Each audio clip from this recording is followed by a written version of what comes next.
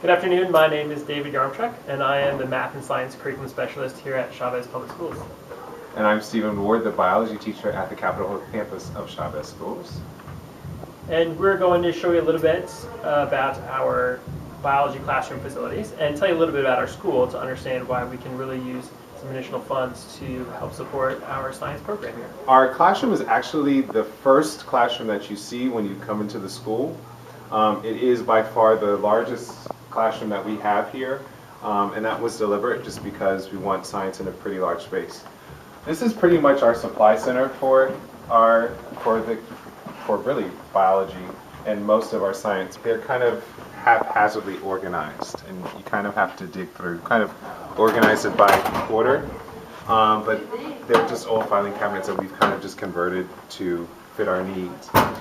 We don't have a goggle cabinet, so it's kind of a little bit of a hassle when you're taking down things to kind of plan for the safety. Our microscopes in this cabinet, which again is a kind of a converted cabinet as well that we fit to make work for us. First basic thing is our eye wash station. So we're fortunate enough to get this last year, but we don't have a running sink. So we use this if we are concerned about safety, but it has to be, as you can see, it's a little bit dusty, but it has to be sterilized. We're really concerned in doing those types of experiments. The next issue is outlets. So we have one outlet over here that is kind of located behind this filing cabinet that has two plugs, but that's the only plug on this side of the room. And so for half of the room, that's the only plug that we have dedicated for this. One of the other major needs we have when it comes to upgrading electrical is there's no refrigeration in this room or anywhere near here. So any kinds of biology activities that require refrigeration or anything requiring freezing or keeping materials cold is impossible. If we wanted to do an activity like that, we would actually have to go to a separate building where there's a freezer that we might be able to use to keep things cold.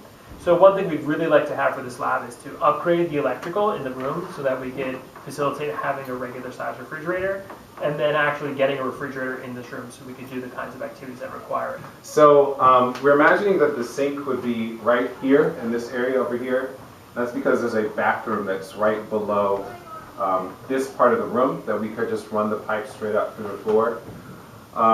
The sink really would be so transformational for us just because currently if students are making a mess or they need to wash their hands, they have to go all the way across the hall to the bathroom. It just wastes instructional time that we could be using in class.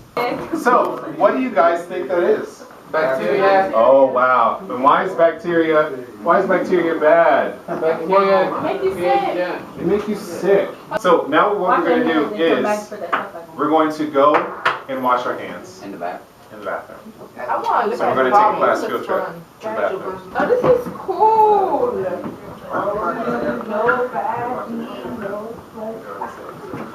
It's on my face. No, wait. After just walking in. We'd also could use it to wash glassware. We'd be able to do labs like gel electrophoresis and setting up gels and all of that. It really just would change the way that we do science here at Chavez. One of the peculiarities of this building is that it was built not as a school. And so many of the amenities that you would expect to find in a regular school, we don't have. And we have lots of other amenities which you don't really need, which we also deal with at the school. So for example, we have this freight elevator, which harkens back to the time when this building was used as a furniture warehouse.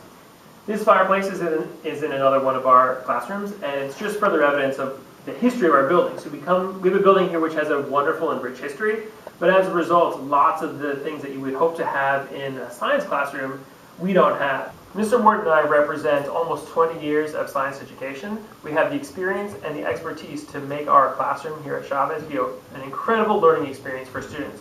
Unfortunately, the one obstacle we run into right now is that the facility really doesn't provide that opportunity for our students. So what we're really asking for from you is the ability to bring science to life for our students so that they can have the meaningful experiences that will turn them into the science leaders of tomorrow.